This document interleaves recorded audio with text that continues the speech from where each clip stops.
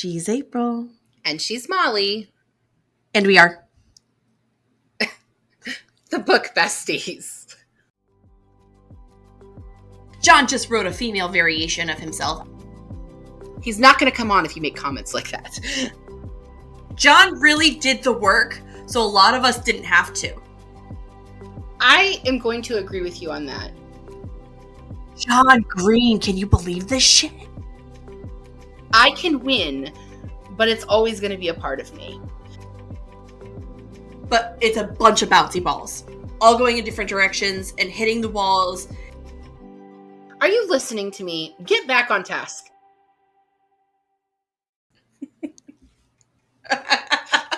What is wrong with you? I told you I was going to try throwing you off. You did. I was like, did she? I warned you. Did she say her part? I did. I was just being an ass about it. You're so silly. Oh, what a week it has been. Oh, yeah. We're lucky I got this book done. Like, that's how busy I've been. I know. So, for those of you who are listening, so Molly and I typically film on the weekends. Not always, but we typically do. It's usually when the schedule's the most free for both of us. Right. And I am currently reading 2 books at one time, which I don't have to do. Like, I can keep up with a book a week. But you enjoy it. There's nothing wrong with that. But I'm reading an audiobook and then a physical book. And so I am like several books ahead of Molly at this point. Like, I actually just finished a book that's not for pod because I was just like, I'm so far ahead. I would read another Emily Henry book. So I finished this book. Gosh, 2 weeks ago? July. The beginning of July. Like, we are at the end of July. We are on the last day of July, and you finished it like July 1. Yeah. And Molly was like, maybe we don't film this weekend. I gotta finish it. It was just, well, look, Matt had a couple days off, and we had like business stuff, like family business crap we had to deal with. The girls had their testing for public school. Oh, how'd that go? They got numbers. I don't know what the numbers mean. Like, here, I'll read them to you because they make 0 sense to me. They didn't, like, tell you what the results were? The lady that does the testing, her job's not to interpret it. She doesn't even see what they see on the screen. The numbers go to their counselor, and their counselor interprets it and then decides what class. I don't know. It's fucking weird. But when I asked my sister about it, who is also a teacher here, Jessie is, a teacher in one of the Carolinas, and they use a similar system than we do. So she said it's a MAPS test, whatever the fuck that means. I know what that is. So for ELA, Piper was 239 and Liv was 234. In math, Piper was 237 and 224. Both were well above like grade level, Jessie said, based off of what she knows from the scoring system, which, this can come off bragging, whatever. It's fucking not a surprise at all that my girls tested high. I mean, besides the fact that your girls are both gifted. Brilliant.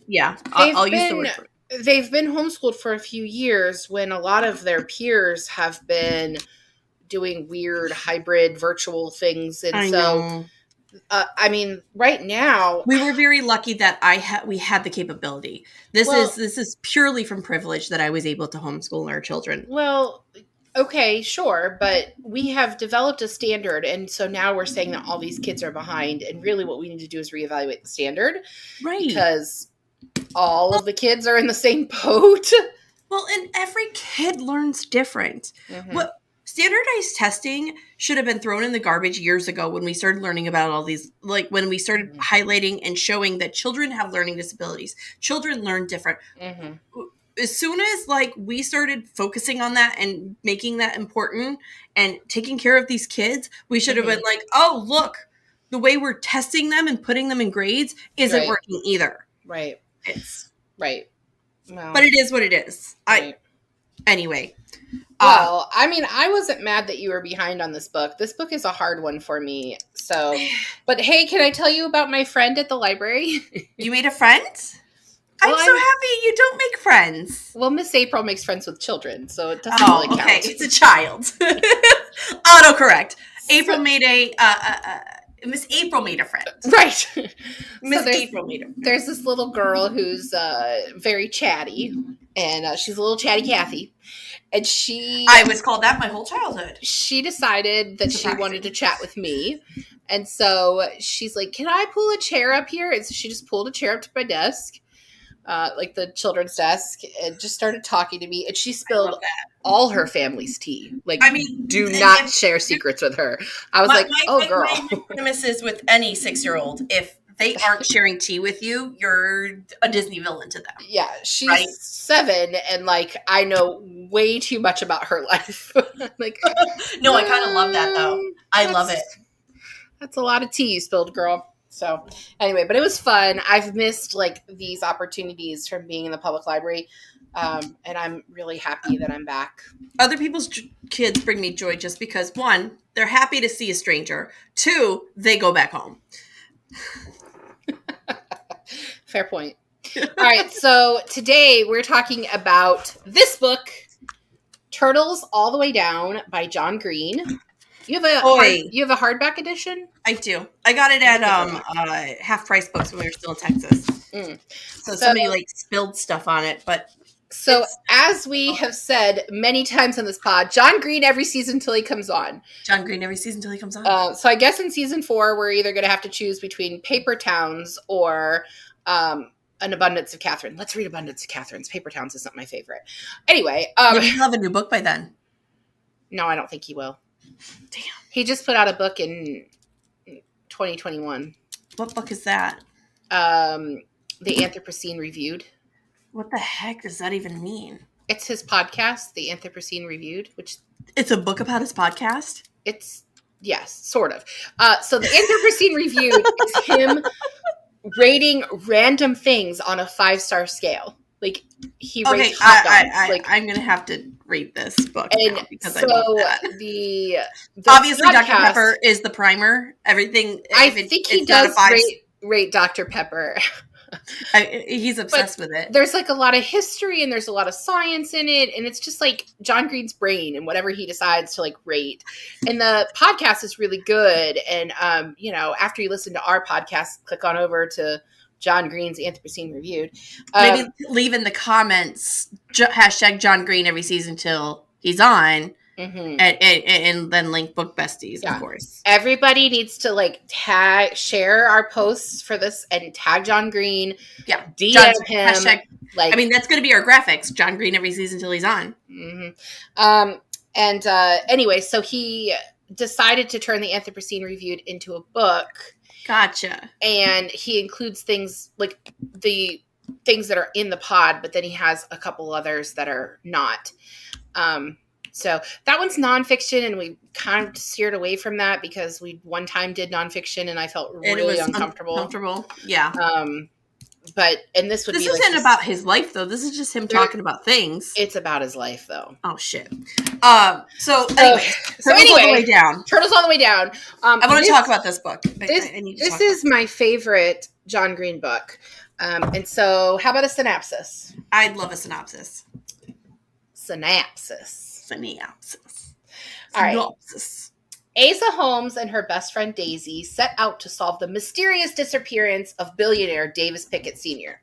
Daisy wants to solve the mystery to get the cash reward because she believes money will fix many issues with her life, including her terrible job at Chuck E. Cheese and the fact that she is arguably poor. Asa's involvement is far more complicated. She's known Pickett's son, Davis, for many years since meeting him at quote-unquote sad camp, which is the camp for kids who have lost parents, after they both lost one of their parents. Asa may have a crush on Davis, which continues to develop throughout the novel, and Asa has growing concerns for Davis's little brother Noah, who is slowly slipping into a concerning depression at the absence of his father.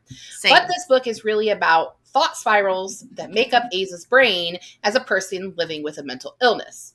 Asa has OCD and isn't sure if she's even a real person.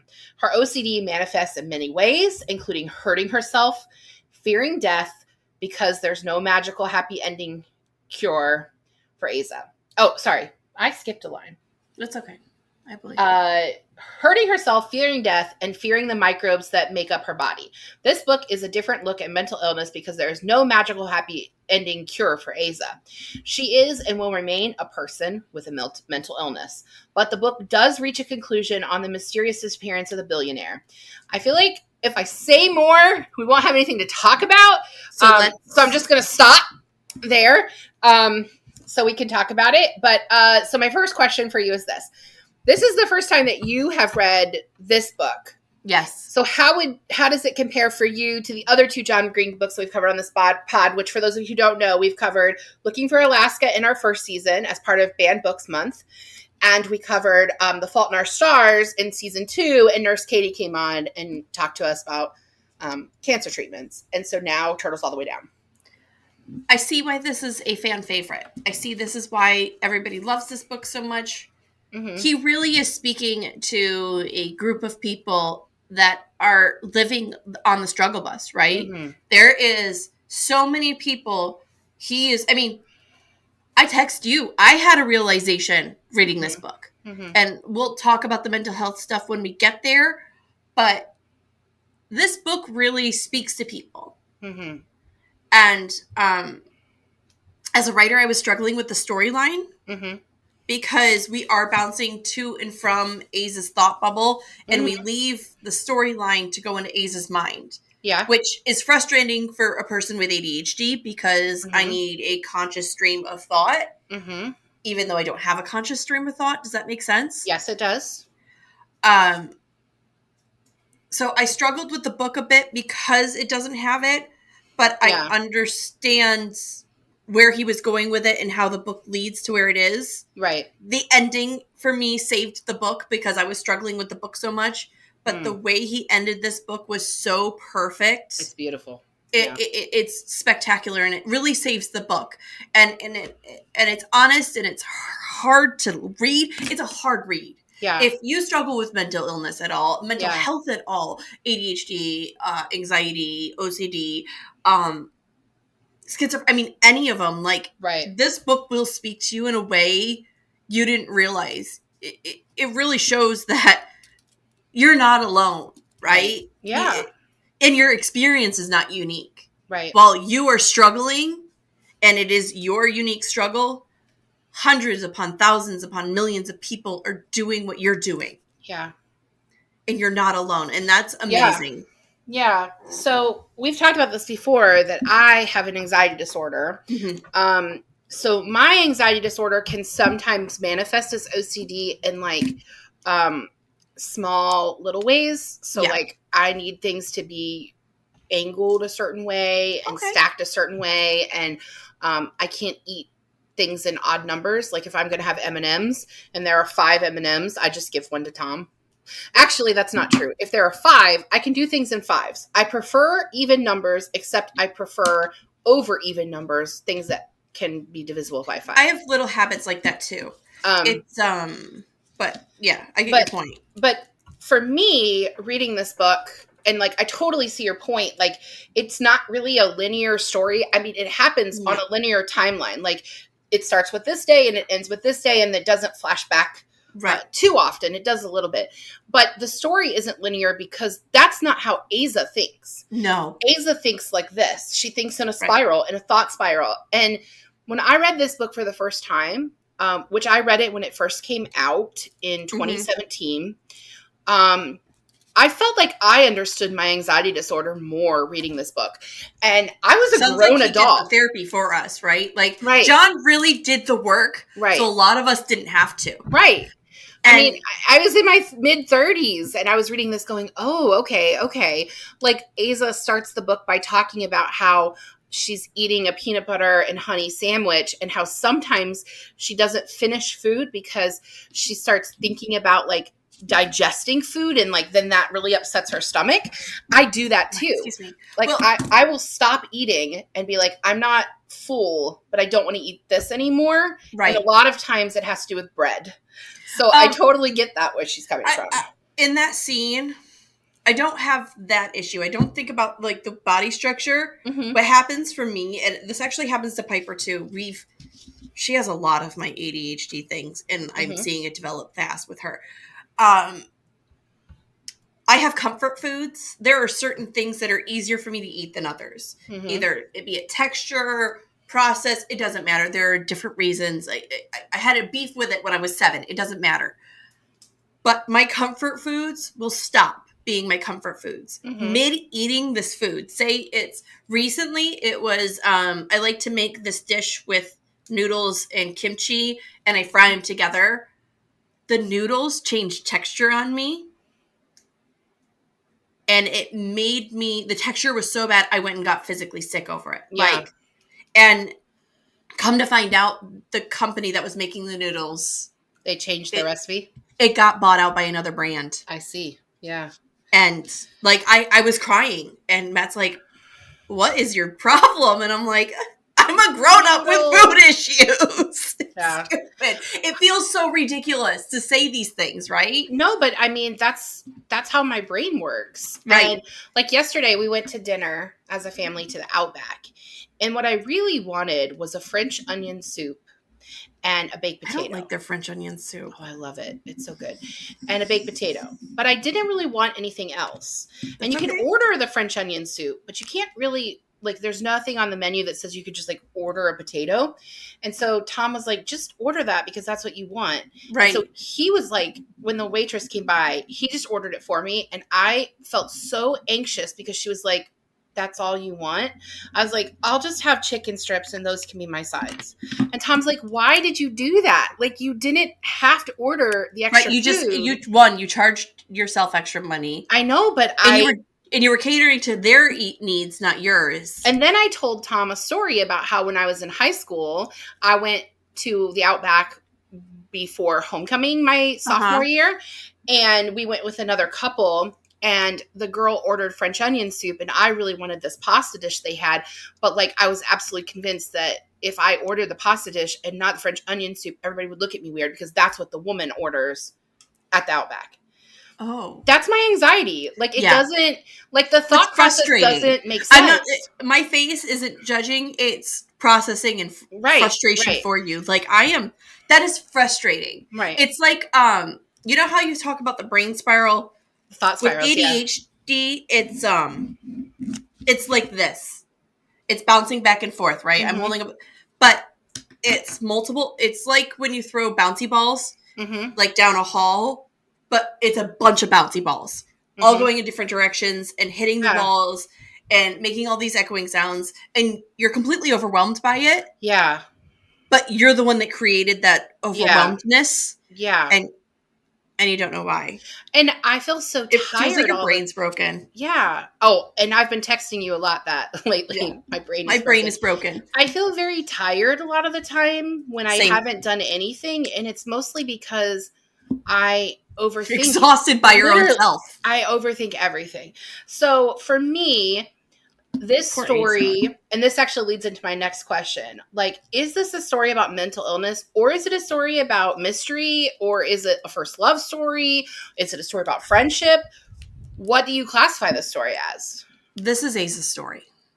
These are the other things that happen. I really like that answer, Molly. This is Aza's story. The death of her friend's dad is a part of her life.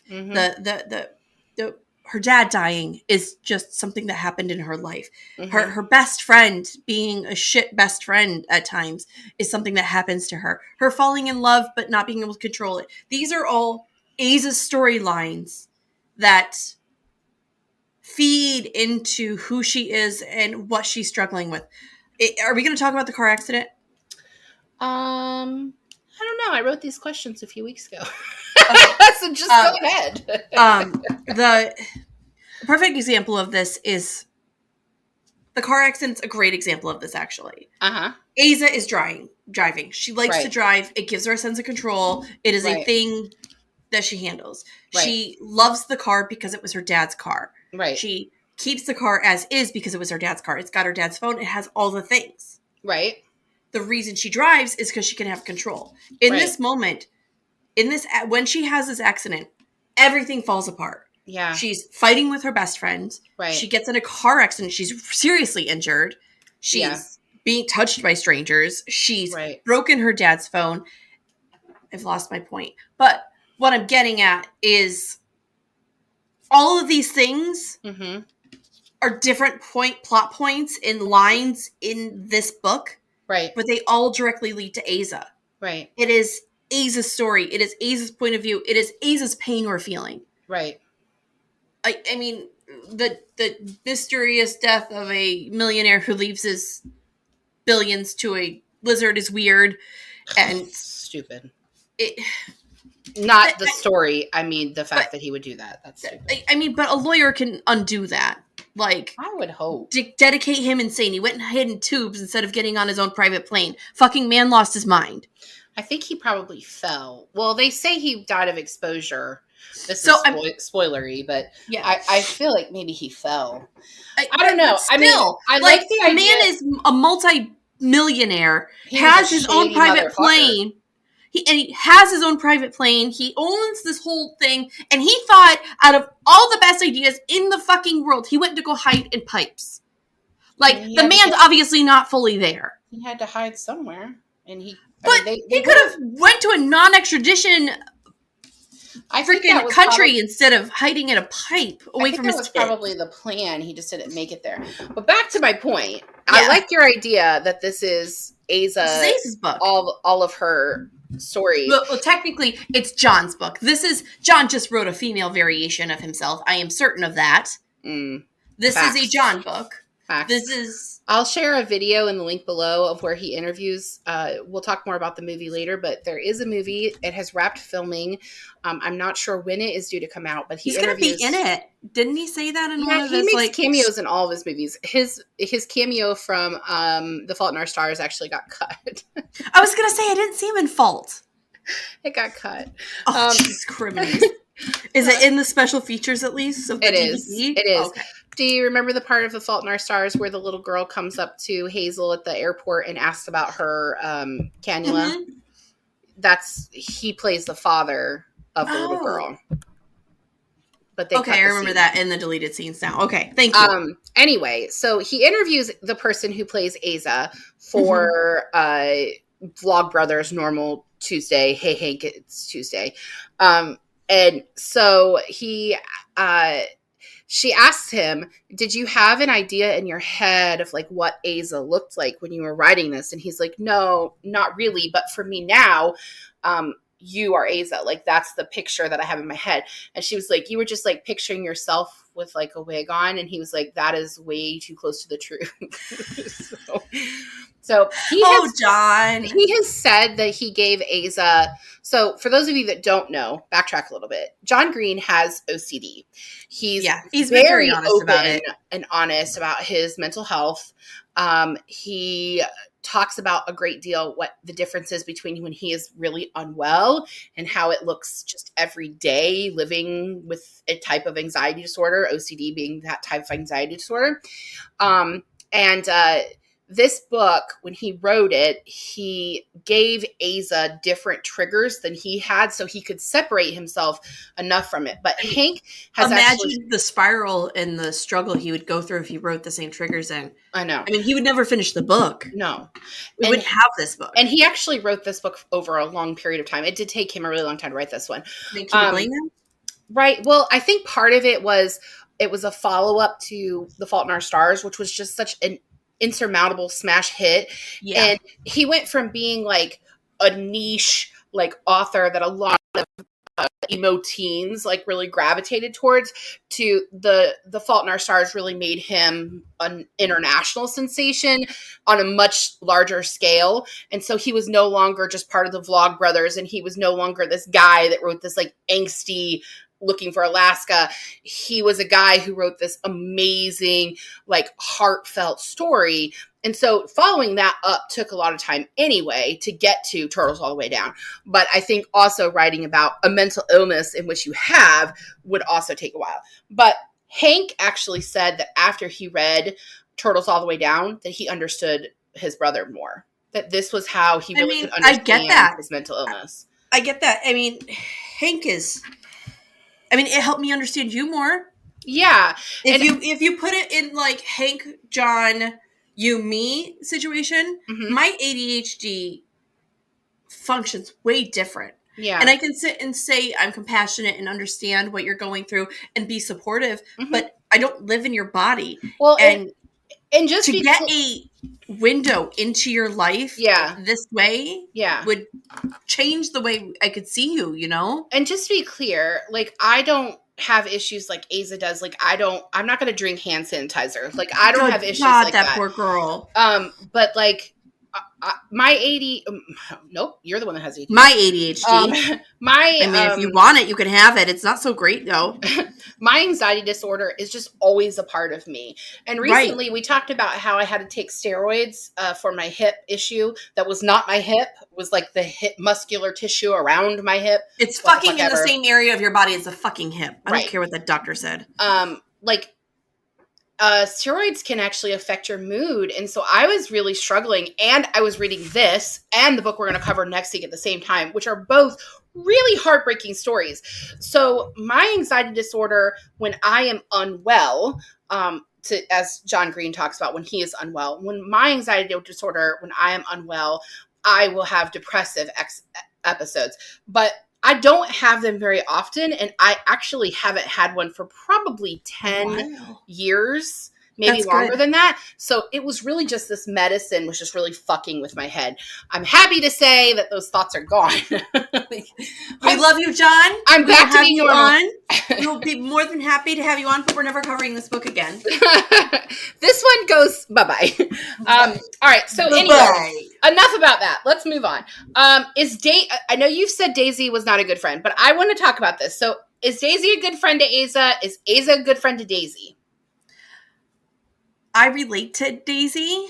Okay, so I want to talk about Daisy, and then I'll talk about their friendship. Okay. At the age those two girls are at, and I text you this, I was Daisy. I was self-centered. I was thinking about myself and my needs. I loved my friends, and I was ride or die, but I wouldn't always put them first. And that is the fault of being young. And as someone that wasn't dealing with the struggles Aza was dealing with, Daisy had no idea. So Daisy was kind of a dick about it. Yeah. She was being a bad friend, but she's a kid, right? We have to remember their mental health, their mental capacity as in maturity level at that age. While they're playing adults because they have 50 fucking K just sitting in a bank account, they are not adults. Right. I think there were times they were both bad friends, and I think there were times where they were both good friends. Aza, yes, is self-centered a lot because she is in her own world. I think if Aza had better control over her, not control, I don't want to call it control. I think that's a good word choice. If she had better control over her spiraling and her thoughts and was on her meds, I think she would have been a better friend to Daisy. That's key right there. She was not on her meds. She was not on her meds, and she thought the meds were trying to hurt her. That is a constant thing when it comes to mental illness. But Daisy did not have to write the way she did about Aza. So I'm going to take a counter view to this because... Oh, really? I am. Because, the Ayala story... So Daisy writes fanfic, Star Wars fanfic. Fanfic with Rey. And Chewbacca, which... That's fucking hilarious. That's a whole nother conversation, which I have feelings about. Well, I had to ask Tom if he considered it bestiality, because that's like a question in this. Is that bestiality? And then I shouldn't have asked. Like, it just was the longest conversation ever. So anyway, Ayala is very clearly Aza, but Daisy knows that Aza's not reading her fanfic, despite the fact she's asked many times. Right. And like, here's the thing. So in my world, I have 4 people that I love, that are my friends that I love. And of course, you're one of them. And of the 4 friends, you're on the pod with me. 2 of them listen pretty regularly. And my oldest friend, she has listened to exactly 1 episode. I mean, does it hurt my feelings that she doesn't listen? No. She's got her whole life. Podcasts aren't really her thing. I totally get it. She doesn't read at the level that we read. She doesn't read very often at all. And so, like, it doesn't bother me that she doesn't listen to our pod. Daisy is really bothered by the fact that Aza doesn't read her fanfic, but Aza doesn't really like Star Wars. So, like, it should be okay. But then she writes the story about Ayala, who is essentially Aza, and she's a total fuck up. She destroys, like, missions. She causes issues. Shitty friend. She's causing trouble. And Daisy refers to her as her best friend and her greatest burden. And here's why my defense for Daisy. I have been really unwell, and I know at those moments when I am really unwell, I am your best friend and greatest burden. Maybe you will never admit that, but, well, I don't know that we've been friends when I've been really unwell, other than this little stint with the steroids. As the kid that has always been called the burden, I get this on, I've always been considered the problem. Yeah, well, I think that Daisy isn't a bad friend to Aza. I think she loves Aza the best she can for being a kid whose best friend has a mental illness. We said this last week. You're supposed to love people where they're at, not where you expect them to be. Right. And she never disowns Aza. She never says, Aza, you're too much for me. She never says, you are my greatest burden, and so I cannot be your friend. And I feel like the fact that she sticks with Aza, even when Aza is really unwell and it's hard for Daisy, I think that she's actually a really good friend. I also want to say that Aza is not a bad friend either. At some point, Aza needs to turn shit around. She listens to everything Daisy says. Like, when Daisy starts, like, spiraling and asking her these, you don't even know my parents' name, you don't know my brother and sister's name. Like, she does know all those things because she has been listening. She just doesn't talk a lot. Aza is so unwell that she's not able to be a good friend to herself. And so she can't really be a good friend to others. But she's always there for Daisy. Always. She watches Star Wars even though she hates it. She takes Daisy to work even though she doesn't really want to have to do that. She freaking jumped into this weird-ass bounty bullshit with her even though she didn't want to. And Davis gave the money to Aza. She did not have to share it with Davis gave the money to Aza, and she did not have to share it with Daisy. That was her money. Davis gave Aza the money because he didn't want to believe that he wanted to be able to believe that she was there for him and not for the money. She didn't even have to tell Daisy about the money. Didn't have to, but she loved Daisy. Yeah. So I think that they're actually really good friends to each other, and the best they can be. The best they can be. They can only... You and I can sit here and sympathize with each other about our mental illnesses. We can talk about our family life and sympathize about how much our husbands piss us off. We're struggling with our parents, whatever the situation is. But unless we're in the other person's shoes, we're never fully gonna understand and be able to grasp it. And I think we do a better job of that because we're adults. Right, we're grown-ups. Right. So, and I mean, spoiler alert, they grow up and they're still friends. Right. Because they grew together, not apart. Because they grew together. Right, exactly. They grew together. And that's fucking marriage, right? Grow together. Right. All right. So we've talked about this before. When we talked about Looking for Alaska, both of us kind of agreed that John Green did not do a great job writing a woman. He wrote a man's version of a woman. But Alaska was like the ideal girl for a guy. Yeah. But when we read The Fault in Our Stars, that was from a female perspective. And this book, Turtles All the Way Down, is also from a female perspective. So I wanted to know how you felt he did writing a teenage girl in this book. I honestly, this may upset you. I'm going to do this first. Damn you, Molly. This character could have been any gender. Oh, I kind of agree with that.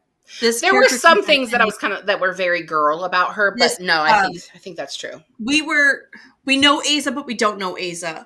Like, Aza could have been non-binary. Aza could have been gay. She could have been straight. Like, we get a sense of who she is because we're in her head so much, but we don't know Aza. Yeah. We don't really know her, if that makes sense. I don't know that I agree with that. I feel like I know Aza pretty well. No. I understand her thought process. I understand her mental illness. I understand who she is in her life.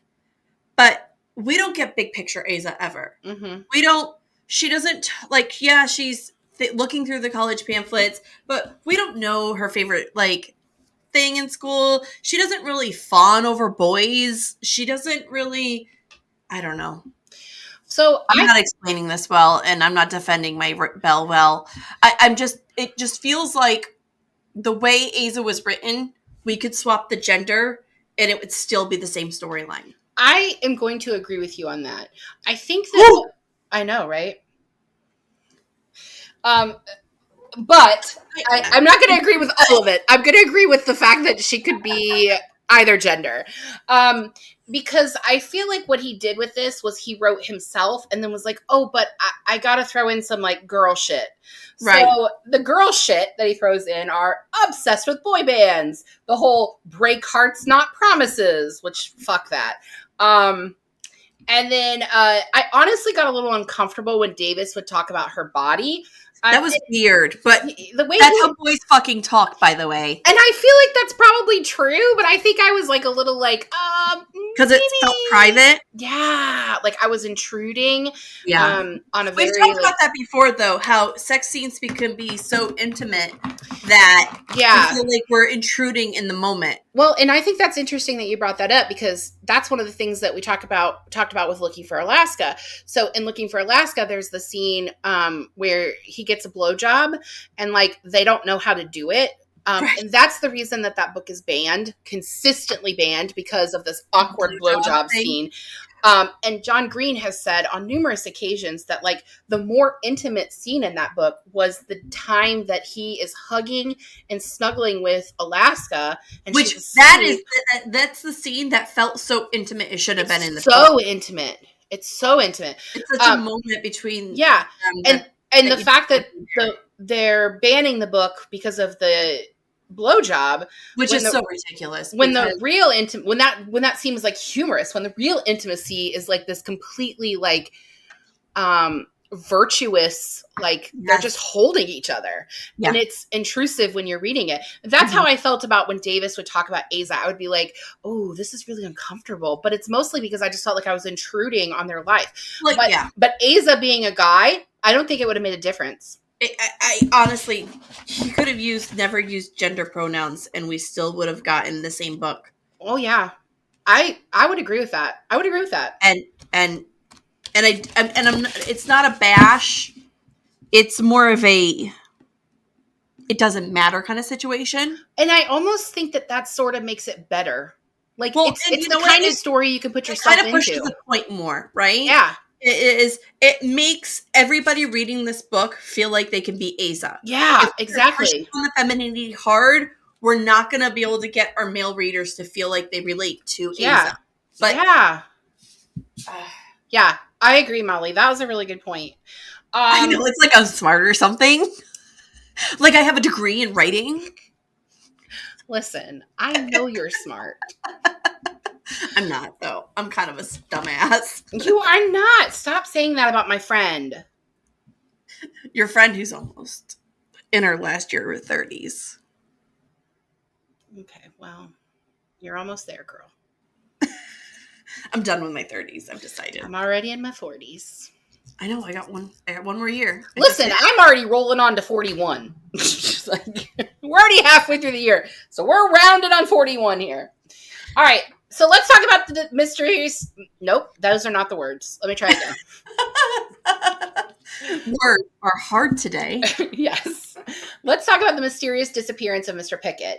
So this dude is clearly not a good guy. I didn't catch all this, by the way. I was struggling so hard with focusing on reality and Aza's thought bubble that I was struggling with the storyline of the Pickett missing. Interesting. So basically, he's on the run from the law because he's a shady ass dude, right. And he's run several corporations that are shady, and he basically abandons his two teenage sons after their mother's died. Their mother's dead. She's been dead for what is it like? Like 5 or 6 years or something. I don't think we're kids. Asa and what's they his were face like 7 or 8, and they're like juniors. So that was 10 years ago? Yeah, like about 10 years ago.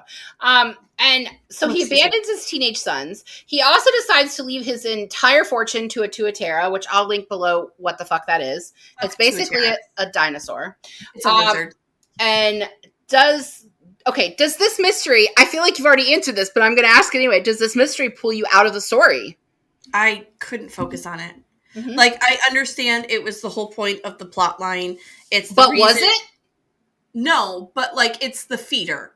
It's the reason Daisy and Asa are at his house. Yeah. It's the reason she gets in a romantic relationship. Yeah. It's one of her triggers in why she starts having more. It's important, but it's not. Yeah. It's important, but it's not. Do you remember when we read Beach Read and I said I didn't like the story of like her dad having an affair because I felt like there was another way you could have gotten her to the beach house? That's how I feel about this mystery. Yeah. I know what the point is. So because I've done research, and I'll link some stuff below, John Green wrote the mystery because of this. This is actually in my version of this book, so I maybe can't link it below unless I can find a digital copy of it. But there's a reader's guide in here where John Green gets interviewed in the back of my book. And one of the questions is like, why the mystery? And he said that he was always fascinated by the fact that, and Asa's last name is Holmes, by the way, Sherlock Holmes. So he was always fascinated by the fact that Sherlock Holmes used his mental illness to be a good detective. But his experience, having OCD, makes him terrible as a detective. So he made Asa a bad detective. Right, because she is. But I mean, we could have changed that plot line. It could have been anything. Like Daisy, here, I got it right now because I can do this thing. Boom. Daisy could have been invited to a rich kid private party, and it ended up being at this guy's house. It could have had to do with the art that Daisy's boyfriend made. Like it could have been like they're art collectors. Yeah. Like it didn't have to be this the mystery. I mean, I like that he's nodding to Sherlock Holmes and like the OG like mental illness book. Like, right. I dig it. But like, I honestly, that is my maybe I would have cared more if I had met the character before he just vanished. That is my for this book. You have a bell for the book. I think the mystery is Green. Can you believe this shit? I know, right? I think the mystery is kind of pointless. It is 100% pointless. I feel like you could have her and Davis meet each other again and get back in their lives in a different way. Maybe Sad Kid Camp has reunions once a year. Yeah, you know? There's something that, I mean, Davis doesn't have to be a rich motherfucker. He can just go to school with them. Like Sad Kid Camp, our generation's Banana Splits. I don't know what Banana Splits is. Your elementary school didn't have banana splits? No, what's banana splits? Banana splits were for the kids. They got to get together once a week, have a small cup of ice cream with the counselor, and talk about their parents' divorce. Oh my gosh. That is some depressing shit, Molly. I'm not even shitting you. It was called Banana Splits. That is the worst name for it. If I can find the information about it, I'll put it in the thing. But this was a whole thing. This can't be real. This cannot be real. I will have Jessie Davidson, my little sister. If you are listening to this, back me up here. This can't be real. This happened in Nichols Elementary in Nichols, New York. If you went to Nichols Elementary from anywhere in the late 80s to the mid 2000s, you fucking can contest to this. Wow. Well, until they lost the school counselor because budgets.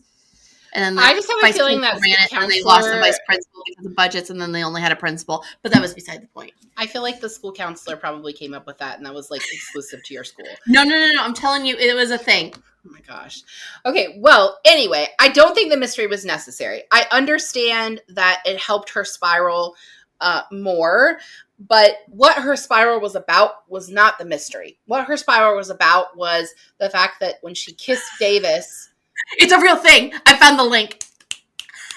Are you listening to me? Get back on track. Start over. I'm sorry. I had to look it up. Go ahead. Start over. I do not think that the emphasis needed to be on the mystery. I think she could have, the issue she was having was when she kissed Davis, when she was alone with him, she had these feelings, but she kept having difficulty convincing herself that she wasn't going to get sick from him.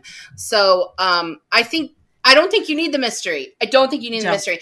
Well, and the interesting thing is that when we find the mystery is solved, which is that Davis Pickett Sr. actually died of exposure down in these tunnels. That he helped build? It's not even like a thing. It's basically like she calls Davis and says, here's what happened. Later, he and his brother, make a tip, an anonymous tip, and then it's like over. They didn't have to do that. Like Asa told them what happened, but the point was that she was hoping that they wouldn't tell the police because then it would be 7 years. Safety. 7 years before he was declared legally dead, and they would both be adults at that point because the motherfucker left his entire fortune to a reptile. I'm telling you right now, there has to be a legal way out of that. There has to be. The lawyer said there wasn't. He's a bad lawyer. Maybe he's part of the reason this homeboy was on the run. Who knows? All right, so I'm skipping one of the questions because we basically just answered it. So Aza's mental illness is basically the undercurrent of this entire book. Do you find her thought spirals it's the main storyline. Okay, I wouldn't call it the undercurrent. Okay, fuck that. Okay, it's the main part. It's the main point of this book. So do you find her thought spirals relatable? Were they difficult to read or did they feel real? They were very triggering. I'm not going to talk about my personal story. No, that's okay. But I did text you about something. Yeah. And it actually, I'm going to try not to cry. I did have a personal realization. That you had some OCD issues. That I had some OCD issues as a kid. And I mean, I knew I had some as an adult that I've been struggling with off and on as an adult. But I didn't realize that that's what my childhood, some of these things I were doing in my childhood was until I read this book. This book opened my eyes to my own personal behaviors. I felt like it did that for me too. And I'm a person that knows I have an anxiety disorder. I mean, I know now, I just, it was, I don't know what to say. And that's hard for me. But what was the question? So I can. Did you find them relatable? Were they difficult to read? Did they feel real? Difficult to read. Mm-hmm. This is 100% realistic. Mm-hmm. Very difficult to read. I feel like, it distracts from the story, but that's the point. Mm-hmm. It's 100% the point. Mm-hmm. You're supposed to be as confused as Asa. You're supposed to feel her panic. You're supposed to feel what it's like to live in her skin. Right. And John Green does that with this. Yeah. The one, she's thought spiraling the whole book. What she calls invasive thoughts, the thoughts that are very triggering for her. And her therapist, I love her therapist. She's like, that's not uncommon. That's not uncommon. She wants to normalize how Asa because feels. She needs her to feel she's not alone. And you're not alone, right. And I like that she tells Asa thoughts you're not doing are not wrong. Action. So if you just think these things, but you don't act on them, then we're still okay. Until the damn hand sanitizer. Oh my God. Yeah. So that's the one that that was rough for me. I read that and I was like, fuck, this girl, she's lost her grip. Because she's hurting herself. You can die from drinking hand sanitizer. 100%. She does this thing where she has dug into one of her fingers, and so she constantly changes the Band-Aid, and she has a lot of thought spirals about that because she's afraid. And as soon as it heals, she digs it back open again. Right. So she has an unrealistic thought process, which is that's what anxiety disorders are. Right. I actually, side note, I had a fight with Tom once in which he was being completely fucking rational, and he was saying all the rational things. Rational. and he was being completely logical, and I was like, I cannot argue with you if you're going to be logical. Because you're brain... You're gonna be realistic? I can't talk to you now. My brain was not there. I was not there. So Asa's thought spirals continue. Right. It's turtles all the fucking way down. Right? It doesn't matter how far she goes, there's always going to be a layer. Always going to be another turtle. There's always going to be another turtle. But when she is at her most unhealthy, she cannot stop thinking that she is going to get an infection. Until she does the action that she feels like is going to stop the infection. Right. So what her fear is that she will get an infection that will lead to her having to take antibiotics, which will lead to her having C. diff, and that she will die. Yes. I want to know where that came from. Yes, you can get C. diff. You can get C. diff from antibiotics. However, semicolon, however, that is not that common. People take antibiotics all the time, and they don't get C. diff. I'm not saying that C. diff isn't common. It's just not common in people her age, and it's not common from needing one dose of antibiotics. But her hyperfixation on C. diff. Whoever showed her that episode of Grey's or ER or whatever show showed her that really was the beginning of the end for her mental illness. I think she probably came across it with all of her research on how microbes work in the body. Yeah. And John Green actually talks about in his interview here how he thinks one of the things that that started this of Aza's thought spirals is that he read a book about basically your body isn't your own. We are hosts to a lot of different microbes. And so Aza's concern is that they are controlling her and then her thoughts are not her own. So is she even a real person? And all of that leads up to the point in which she drinks hand sanitizer, even though she knows it can hurt her because she is so nervous that she will catch C. diff from the hospital, which is common. Like it doesn't happen all the time, but it does happen. She was taking mouthfuls at the hospital. And of course, they think it's because of alcohol. They think that she's doing it because she's an alcoholic, and really she's just doing it because she's trying to clean her. Kids with anxiety do turn to substance abuse to mute that. That is very common. Her struggle with not wanting to take the medication makes a lot of sense to me too. I do not take medication now, but I have in the past, and I never had that issue of feeling like I don't want to take this because I don't want to be myself. But that's a lot of people that have mental illness. That's why they stop taking their meds. If it changes who I am, then I'm not really myself anymore. And so Aza wouldn't take her medicine, so she just kept getting sicker. Like she didn't do anything to make herself better. I started tonguing my meds in 8th grade. Yeah. But it wasn't because Ritalin, ADHD meds? But it wasn't because of that reason. I was having depressive episodes. Which is common with Ritalin. It is very common. And the adults in my life weren't really hearing me because they had their own things going on at the moment. And I would tell the school nurse, and the school nurse would tell me that's not her problem, even though if I told her and she told my mom, I knew it would make more of a difference. But because of where my parents were in their life, they weren't really focusing on me because they were going through some really rough stuff at that moment. Yeah. Our life was in chaos, and I just did what I thought was best for myself at the time. Yeah. I'm really sorry that happened to you, Molly. Oh, me too. But looking back, I did what was best for myself. Yeah. It was the first time as a child I did truly take care of myself. And I'm not proud of it because I probably should have been more vocal with the grown-ups in my life. But well, you were a kid. Yeah. So yeah, I give my heart so I wonder if I would have been more pushy about it, if I would still be medicated today and have a better control on life. But I don't know. Molly, I don't know. I know that you have ADHD, but I would not say that you do not have control on life. You don't see the day-to-day. No, but Molly, I have seen the day-to-day. We've known each other for a very long time.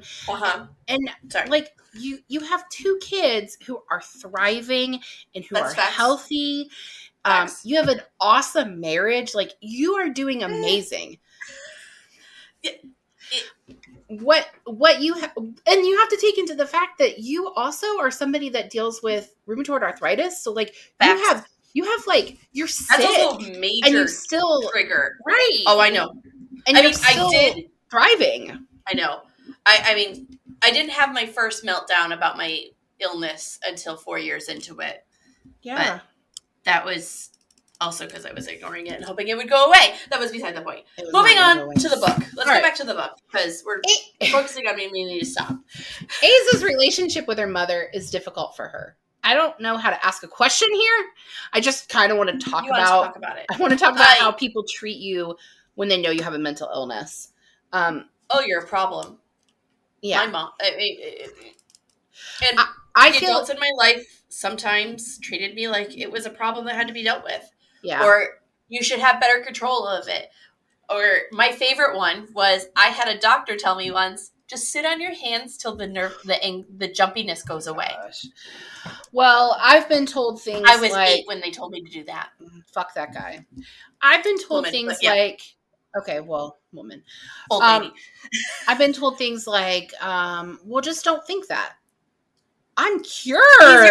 Oh my God. That's all I needed to hear. You know, also, have you tried yoga? That's always my favorite one for my RA is, yoga is supposed to be really great for the joints. You know what I need for my autoimmune disease? Fucking yoga.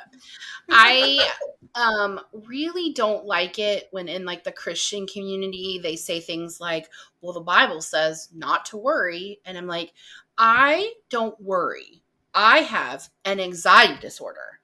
If you told somebody who needed insulin that they should just pray about it, and then they might not need insulin but there's anymore. Religions that do that. Like, there are religions that don't use medicine. I know that, but they let God do the things, and that makes me nervous.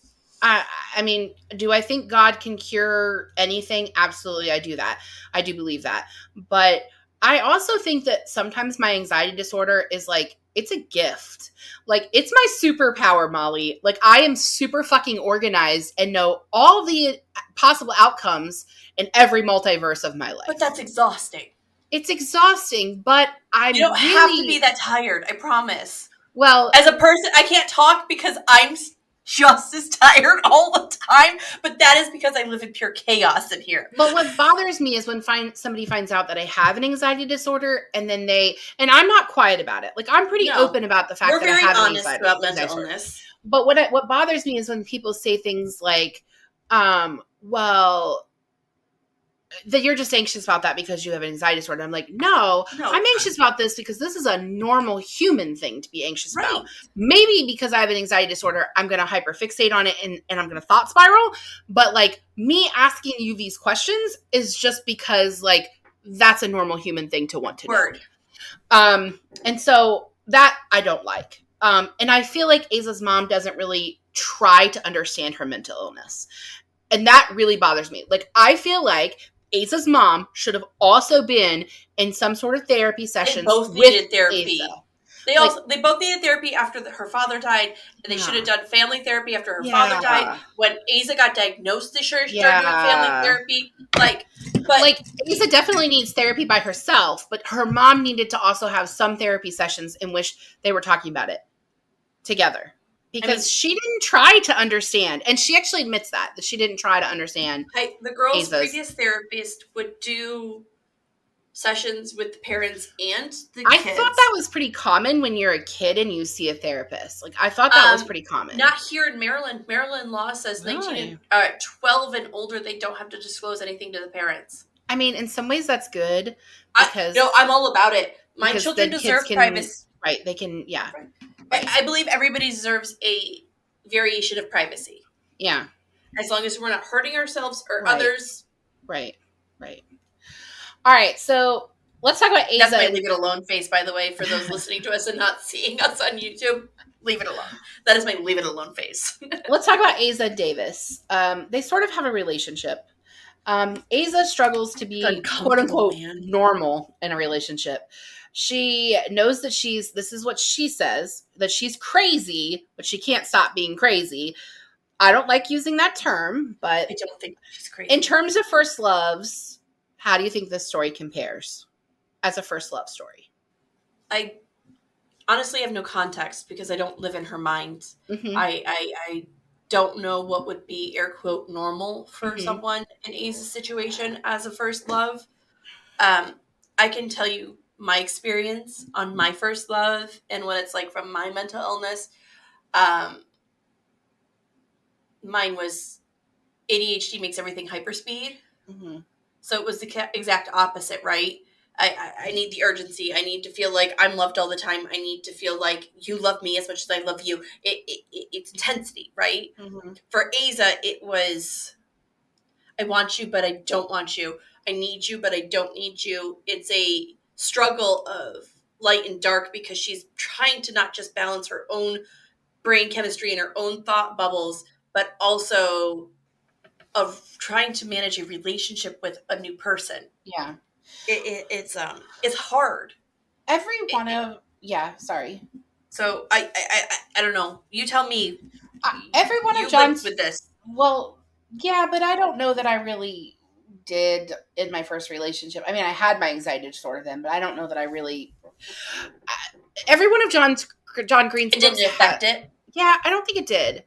Every one of John Green's books. I mean, I'm sure it did, Molly, because everything in my life is affected by that. But yeah, every one of his books has like a love story interest in it.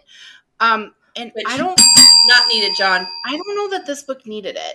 They could have been just friends. Like the part of them kissing, that her kind of like wondering if that, and it was interesting to hear that like the microbes that he was sharing with her through, making out would forever change the chemistry of chemical makeup of her own microbes. But I don't know that it was a needed story. Like, I feel like the more interesting story is just how Aza is in her head and how she navigates friendships like that, right? And relationship with her mom.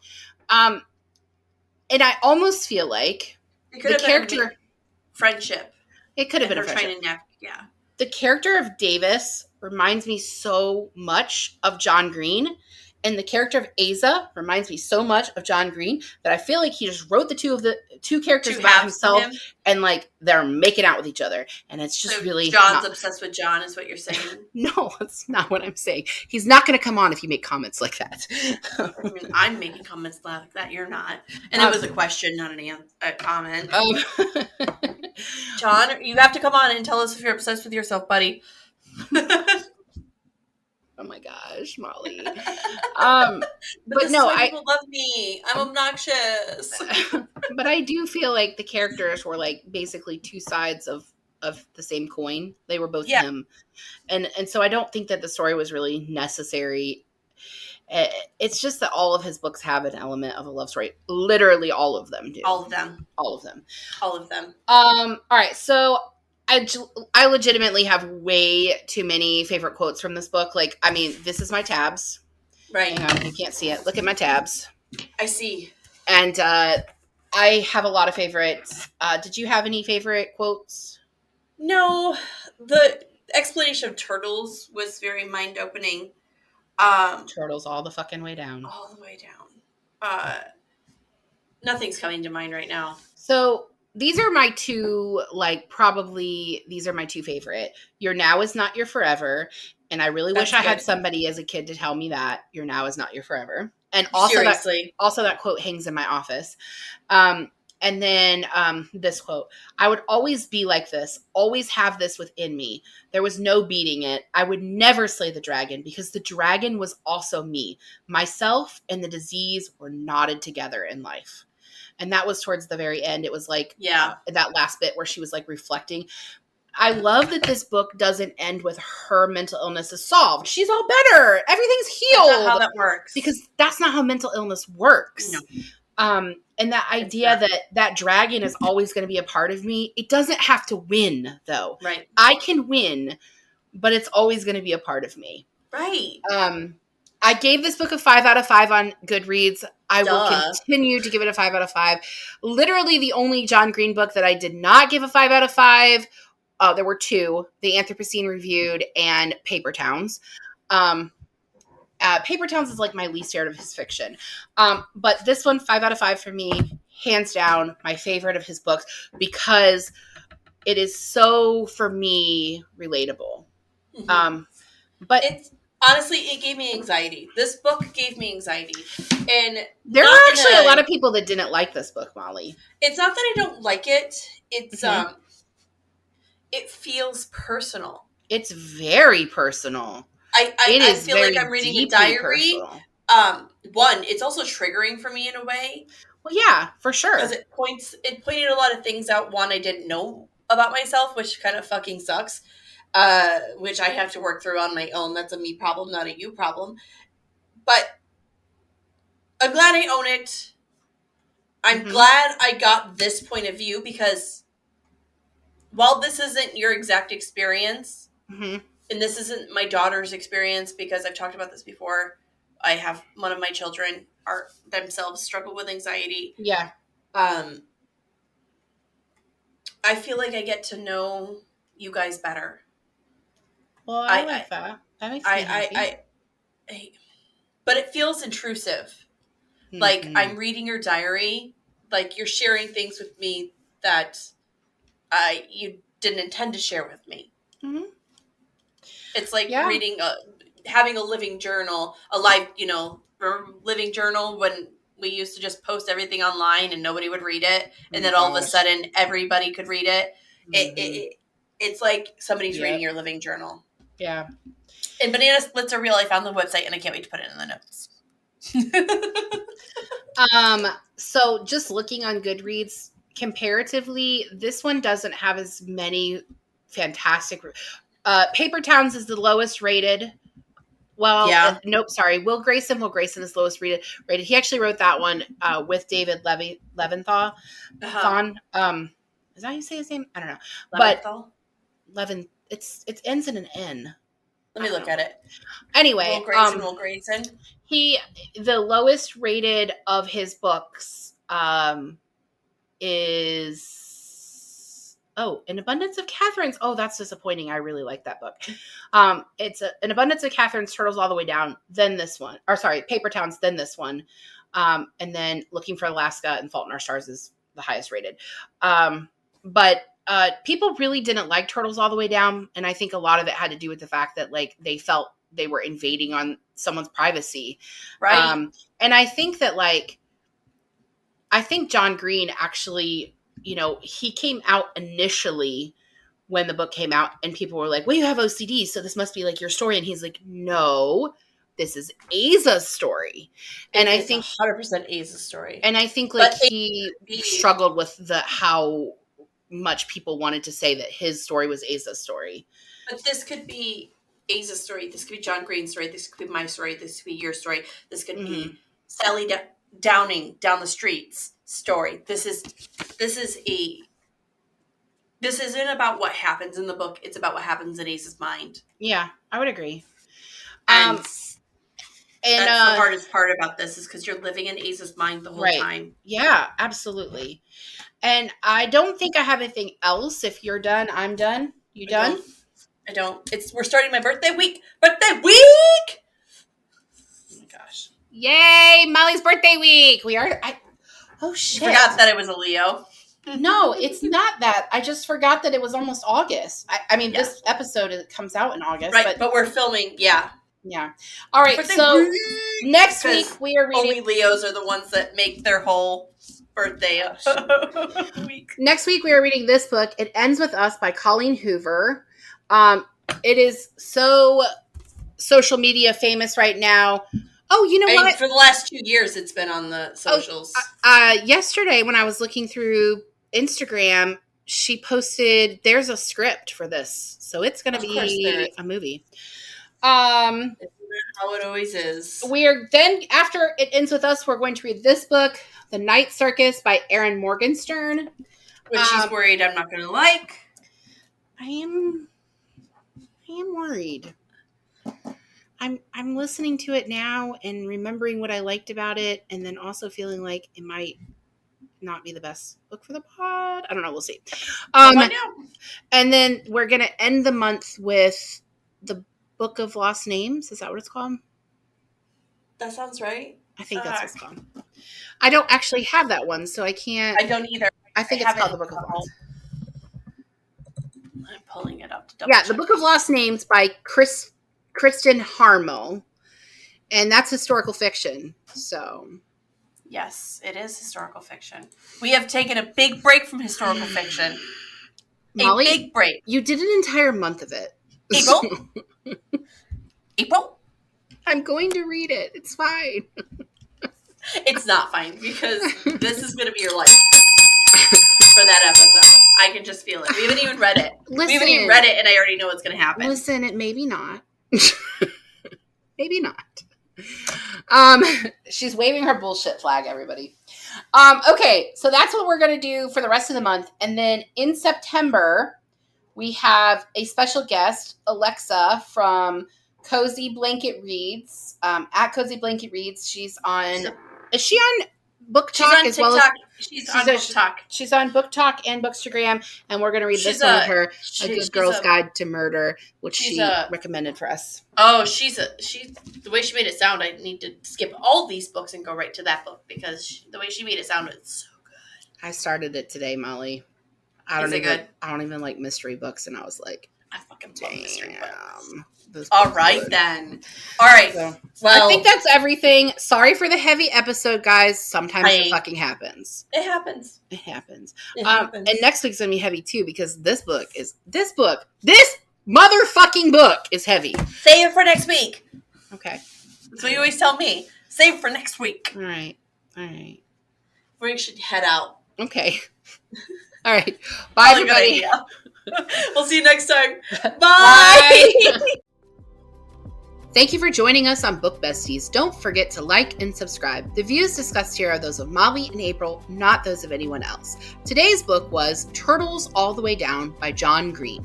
Your Book Besties are Molly Biggs and April Watkins. Editing by Thomas Watkins. And music is Sleep Sweetly by Pritchida.